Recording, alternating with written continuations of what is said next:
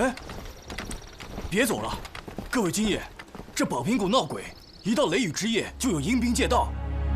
阴兵借道？确有这种传言。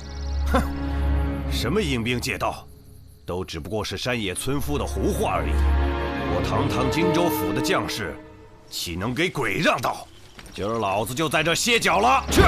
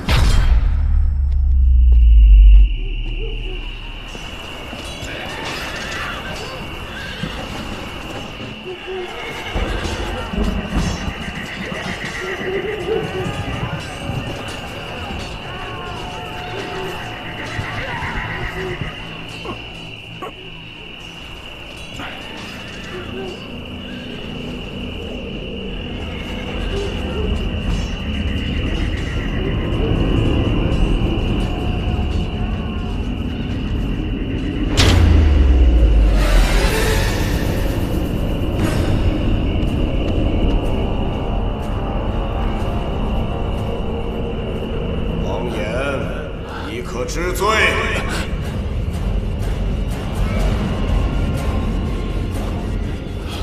拖下去，重刑加身。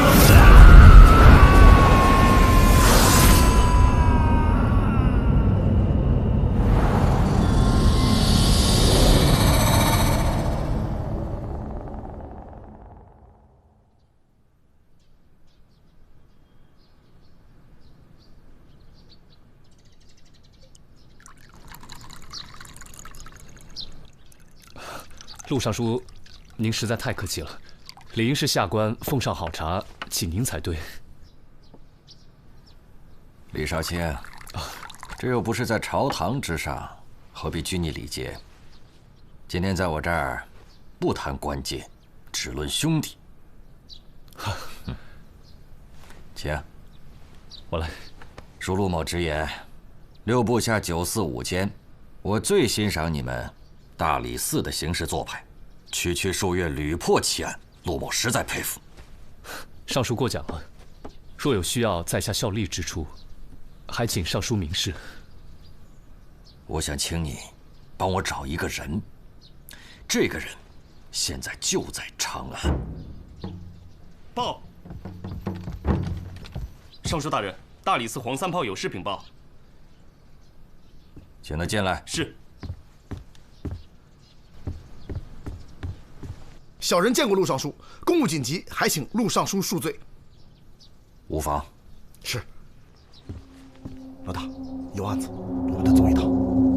在哪儿？广云山，宝苹果。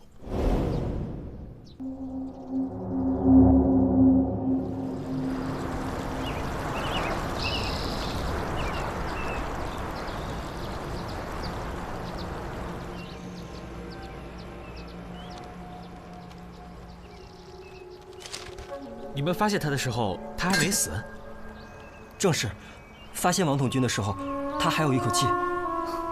这个死因已经很明显了，利刃避开了心脏，凶手是诚心要折磨死者，让他一点点的血尽而亡。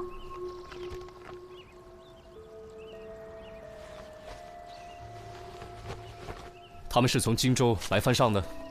本来今天就该到苏尾营报道了，可是现在王统军惨遭毒手，这叫我们如何跟上头交差呀？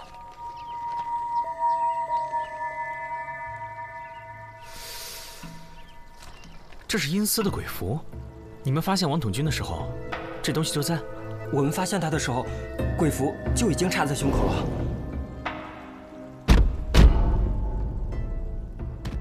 地府就在眼前。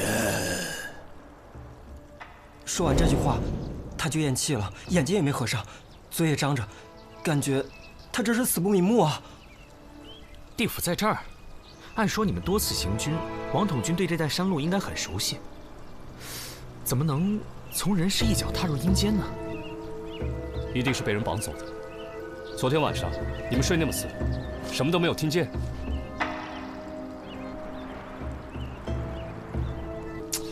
有话快说，昨晚到底发生什么事？阴兵借道，昨晚就被我们碰上了。阴风阵阵，人喊马嘶，鬼哭狼嚎，脚下的地都在颤抖，可就是什么也看不见。听说是前朝将士在此过路时中了埋伏，全军覆没，将士们怨念不散，变成了阴魂。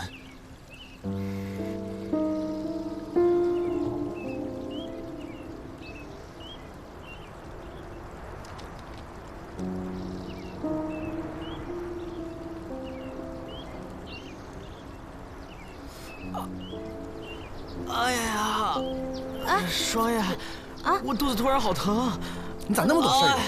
我头也疼，哎呀，快扶我回去！没事吧？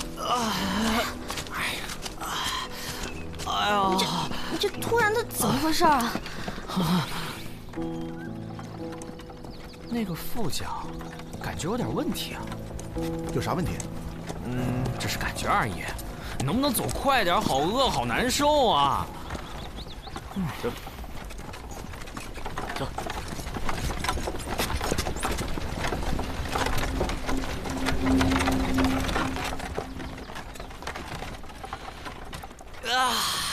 好疼啊！到底疼还是饿？要不要歇歇？再忍忍啊！不要！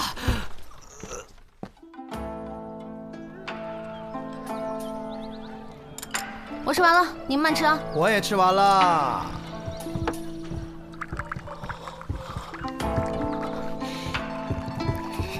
哎，你肚子疼不能忌荤腥，我现在饿得头都疼了。那更不能吃这些了。有你们这样的吗？宝瓶谷的阴兵传说不是空穴来风，不管和王岩的死有没有关系，我们都得找一个雷电之夜，实地查探一下。啥时候啊？等没人装病的时候。哎，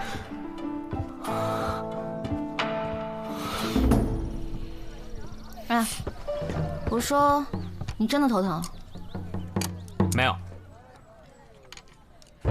小心啊！最近城里的瘟疫开始扩散了，按这个速度，很快就要封城了。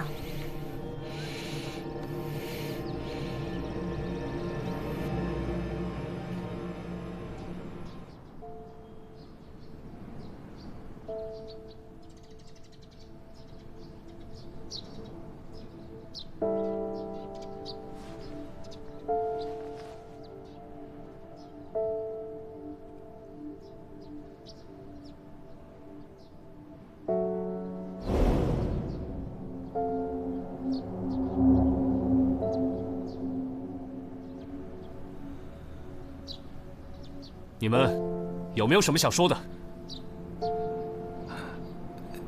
少卿，我们所知道的全都跟您禀报了。阴兵借道之说由来已久，我们呢也只是听说，并无实证啊。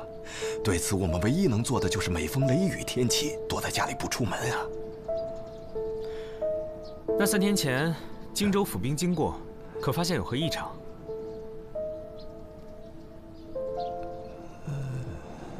没有。就不想知道王统军是怎么死的？鬼神之事，不敢瞎操心。好，那就带本官查清楚，破了这荒诞无稽的鬼神之说。我倒要看看哪路阴兵敢作祟。今天晚上借哪条道？我们走。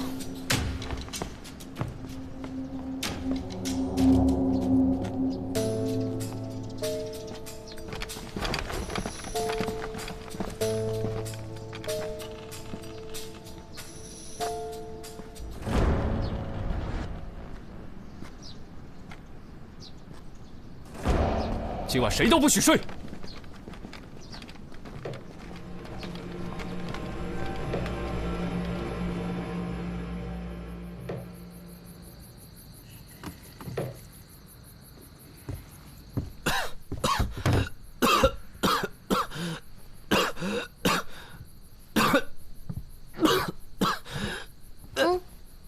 给你熬的药，保持距离。你要是喝了这个再不好，我得叫四娘把你给关起来。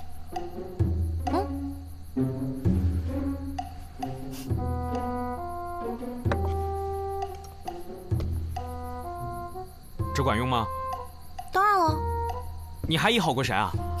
后院的马。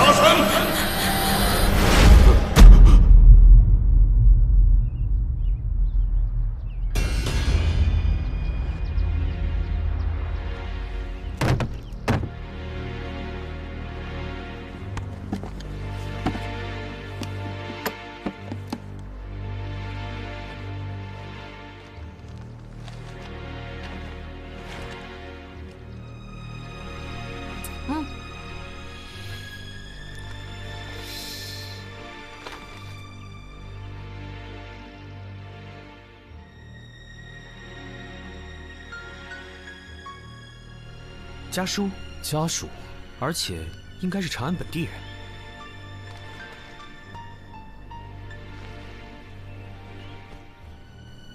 死因与王统军一样，都是历任川兄，死于失血过多。带回去，查验身份。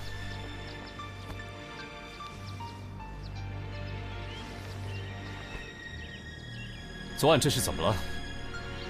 阴兵没见着，倒又死了一个。你们大家昨晚睡得好吗？跟你们一样，整宿没睡。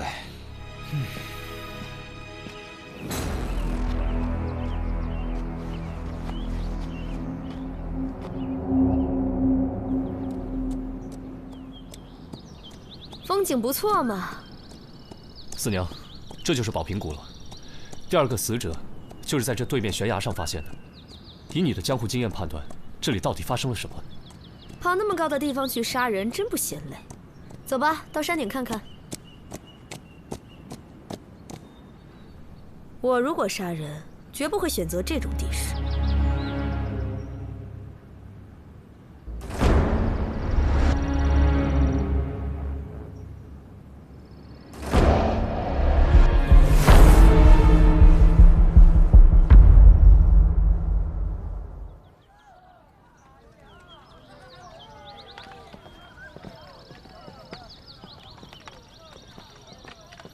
救命啊！救救我！救救我！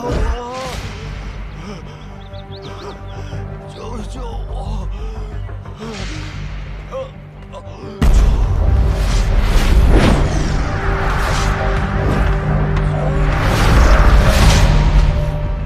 不想死就给老娘多烧点儿！现在闹瘟疫，传染性很强的，一不留神，船就是死城了。墙角也多撒点啊，还有地上，真是倒了8辈子血霉了。生意刚有点起色，又没人来了。萨摩，又死哪儿去了？给我出来！四娘，四娘，四娘，四娘，哎，后院吧，那2头猪啊，不行了，要不……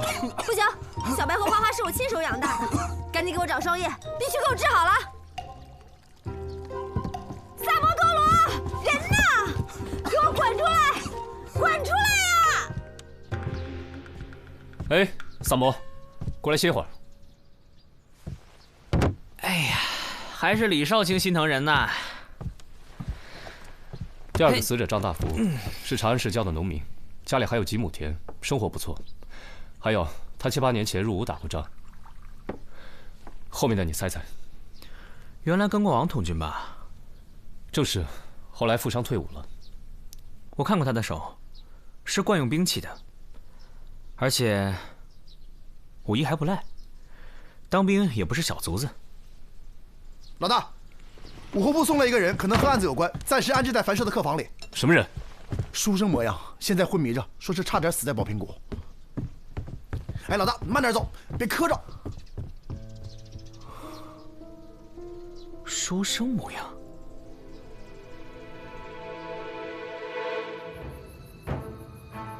他们抓住你，然后呢？都对你做了些什么？审判呗。审判？你之前做过什么？还要劳烦阎王爷亲自审？我没有，我只是从那路过，我什么都不知道。我一向清白做人，他们凭什么找上我？为什么是我？别激动，别激动啊！看着挺斯文的，练过呀。没事吧？没事啊。你再好好回忆一下，审判的内容是什么？他们说了什么？说了什么？说了什么？我记不清了。我当时吓傻了。啊！那些武场和判官就在我眼前晃着。什么判官？具体说。还能有谁？难道你们连地府的情形都不知道吗？太可怕了，都是鬼啊！好好好，不问了。你说，你之前走过那条山路？走过。那你能不能把那天的路线画下来？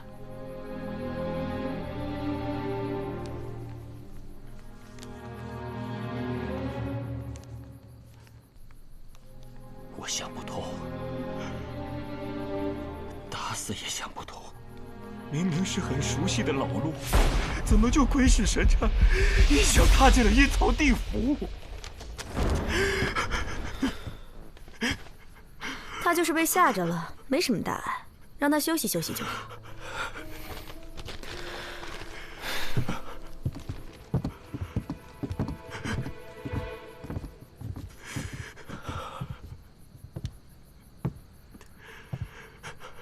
你好好休息休息吧。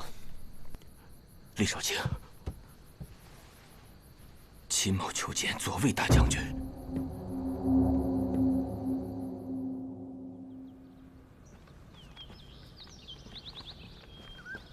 这怎么看都是普通山路啊，来回就这一条路，怎么可能通到别地儿啊？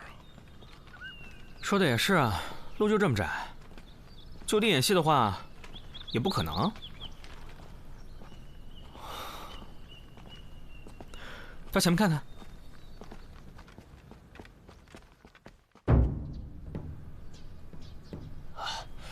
李少卿，多谢了。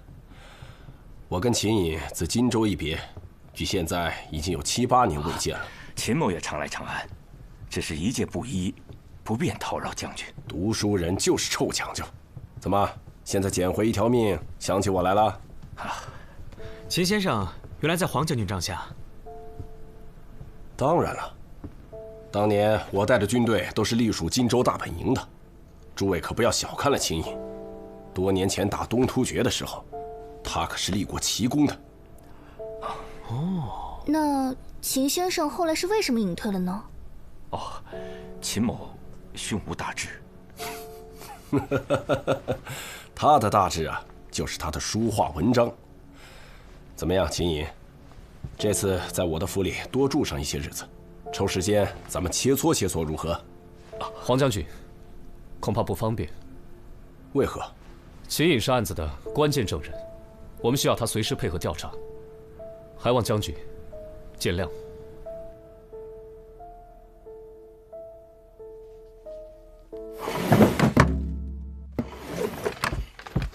大人，全城搜了一遍，没找着人。偌大的长安城，你们2天就搜遍了？你们左侯卫就是这么办差的，啊？继续找。是。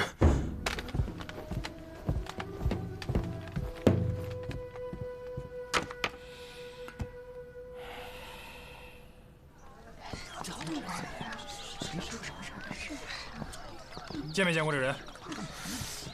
站住！没见过。走吧。李少卿，你们在贴什么呢？谁派你们来的？无可奉告。走。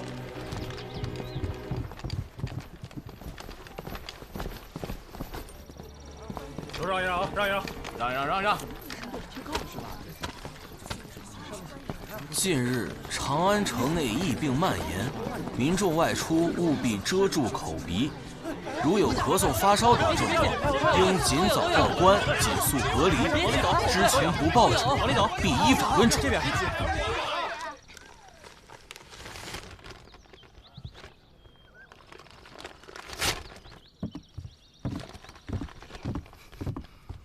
四娘，给我！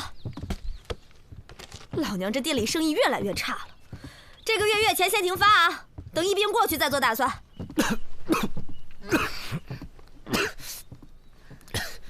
王延庆和张大福3个人都在宝平谷误入阴司，他们之间的联系很明确，都曾经在黄简中帐下效力，参加过对东突厥的几次作战。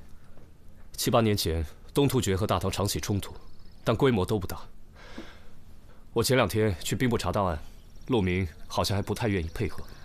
陆尚书这个人不好打交道，之前他可3番2次找我拉关系，这会儿怎么突然像换了个人？我说你怎么看谁都可以啊，李少卿，人活着不是为了破案子，你放松点儿。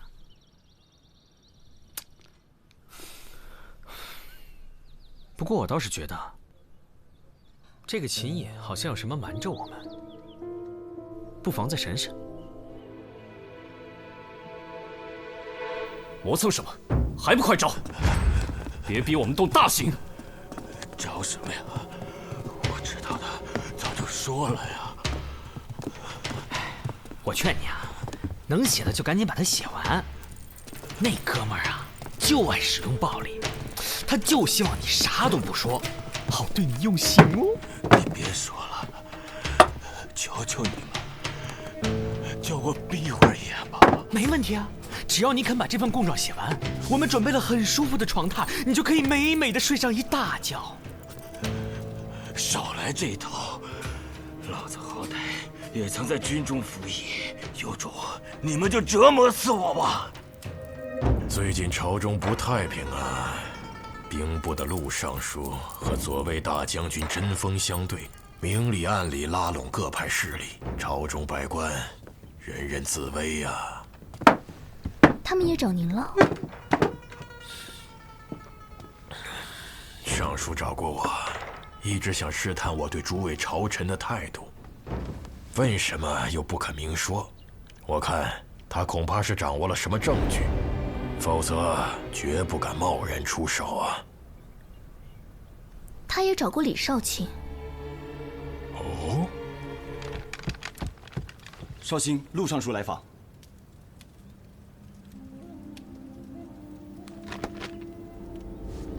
请他进来。李少卿，陆某不请自来，冒昧了。陆尚书，不知此次前来有何贵干？来了解王延案的进展呢。荆州府统军出了这么大的事情，兵部理当过问呐。以王统军的军阶，你们应该素未谋面吧？陆尚书。您真是有心呐，陆尚书。大理寺的特别案件，在未审理之前，都需要保密。哦，属李某，无可奉告。哦，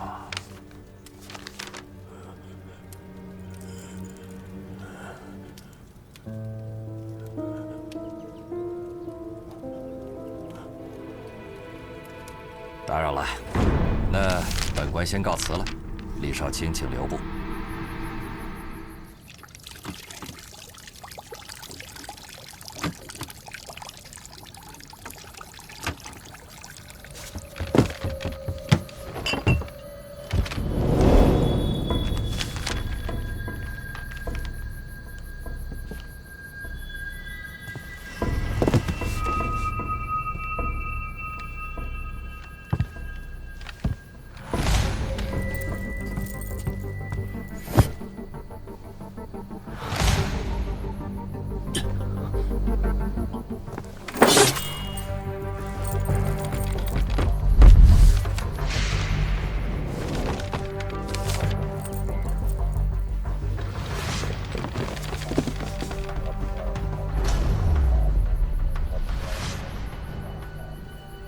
都看清楚了吧？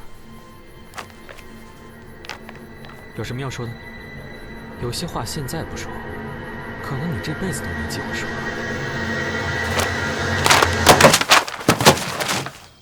2天前，兵部陆尚书弹劾左卫大将军黄显忠，说他通敌叛国；而昨日，大理寺又奏请以诬陷、谋杀2罪捉拿陆尚书。你们2人乃是朕以为柱石之人，现在出了这样的事情，朕实在是颜面扫地。所以朕希望你们今天都说实话，在3司会审之前，让朕弄清楚事情的真相。臣有罪。都起来吧。谢陛下。陆尚书，你说黄将军通敌叛国，可有证据？这是一份已经画了押的供状，是黄显忠心腹手下孟云供出来的。上面详细的记录着6年以来，黄显忠与东突厥使者秘密接触，接受巨额的贿赂，出卖大唐军事机密的事实。臣知道空口无凭，臣已经把证人带来了。孟云现在就在殿外，宣他进来。传孟云觐见。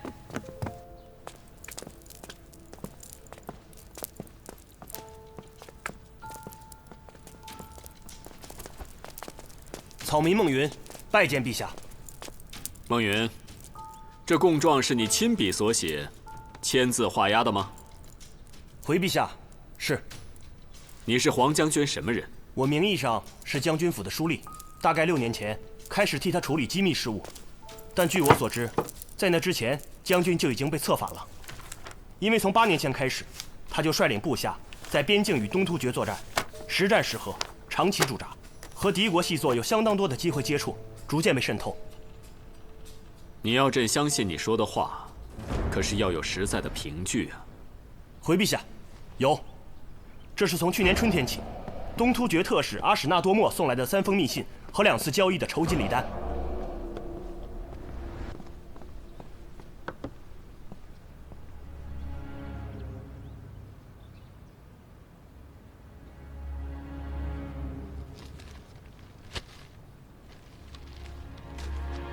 朕问你，你为什么要留着这个？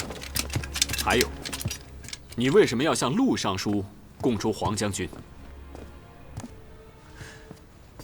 陆明请罪。臣是在3个月以前抓捕策反的孟云的，严刑逼供，才拷问出了真相。一派胡言！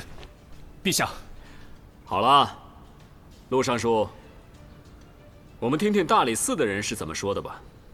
各位，陆尚书刚才所说的，如果成立的话，一个基本的条件是，证人孟云真实可信。但如果我们面前的这个孟云，他根本就不是孟云呢？什么？黄将军，你应该不会忘记，孟云有一个长相相同的孪生兄弟孟昭吧？8年前，他随同您征战东突厥，可是军中的一员大将。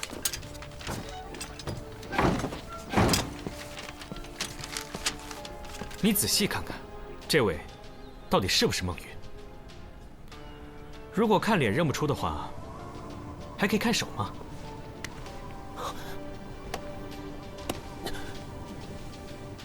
孟云，他是一介书生，可这双是我刀枪的手，所以你是孟昭，是陆尚书找你来假扮孟云作伪证的。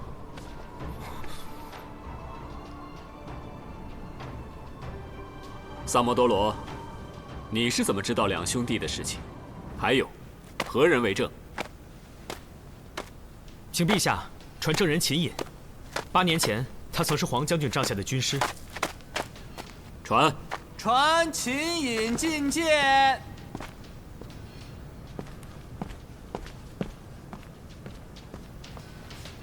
叩见陛下。秦隐，萨摩多罗的话可属实？回陛下，萨摩多罗所说句句属实。当时黄将军从军中挑出一支武艺高强的先锋队，孟昭就在队伍当中。他的确有一个孪生弟弟孟云留在长安，未曾投军。陆尚书，陛下，臣。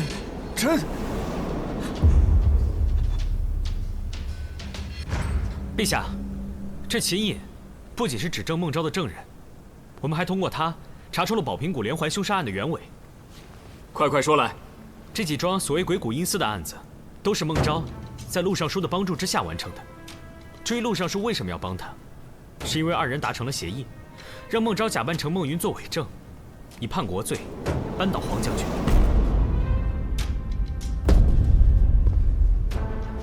至于孟昭，他为什么要制造宝平谷的惨案？因为他要复仇。复仇？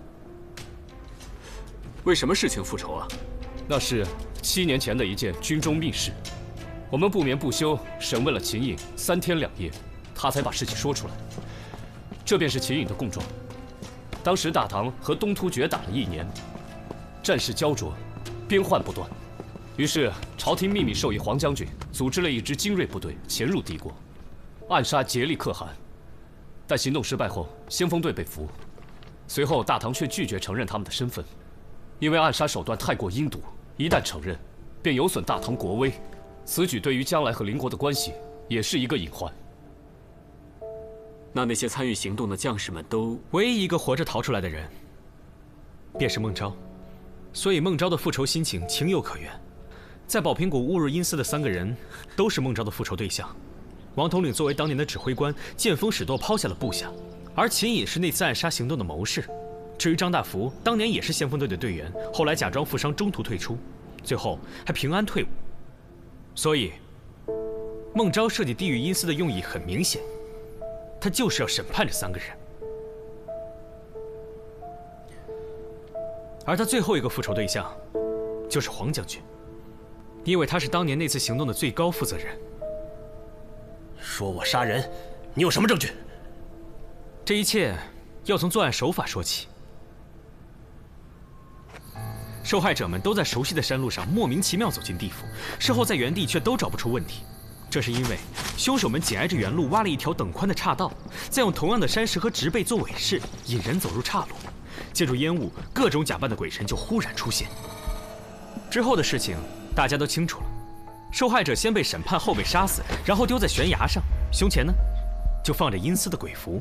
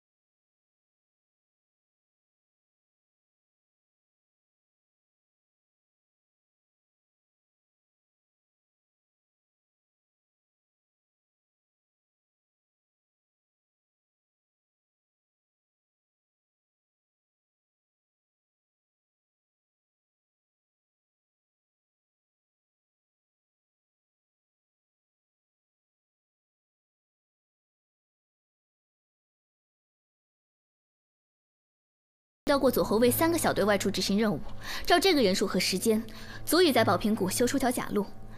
路上说，这算不算证据呢？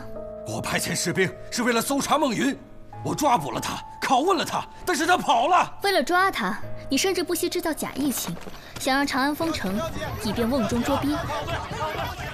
找一个孟云需要这么兴师动众吗？就是因为抓不到他，找不到他，我就没有证人呐，没有证人，所以你就承认他是假孟云了？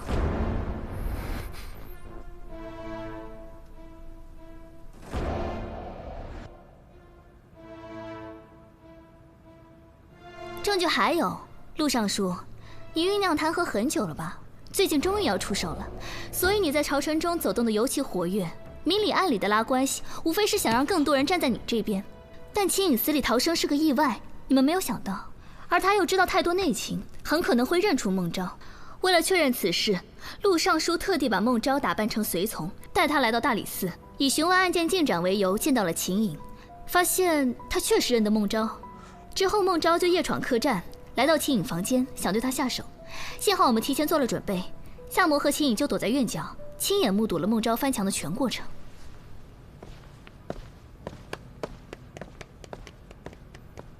没错，我就是孟昭，是我替袍泽兄弟们报了仇，是我审判了他们，他们每个人都该下地狱。来人！只可惜，你还活着，黄将军，你还记得吗？那些士兵都是你亲自挑选的，还喝了你的壮行酒。但天下人不能不知道我们为何而死。你知道，朝廷知道，太上皇知道，你们为什么要假装不知道？为什么？陛下，臣……行了，除了陆明还有黄将军，其他的人都退下吧。草民告退，臣告退。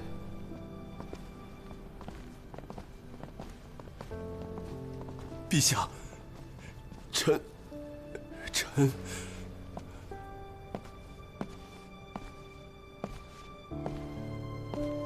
陛下，臣……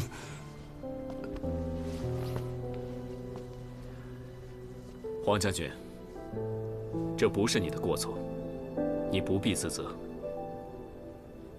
你的病刚好，先回家休养吧。啊，谢陛下，臣告退。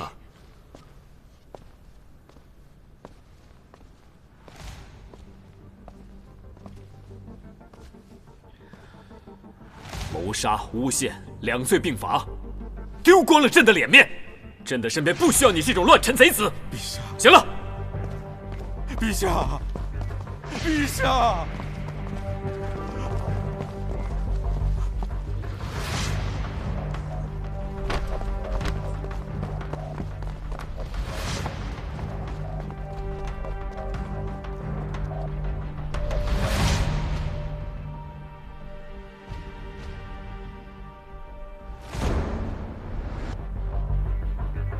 大理寺真是坏了我大事，陛下对李治信任有加，主上对此非常忧虑。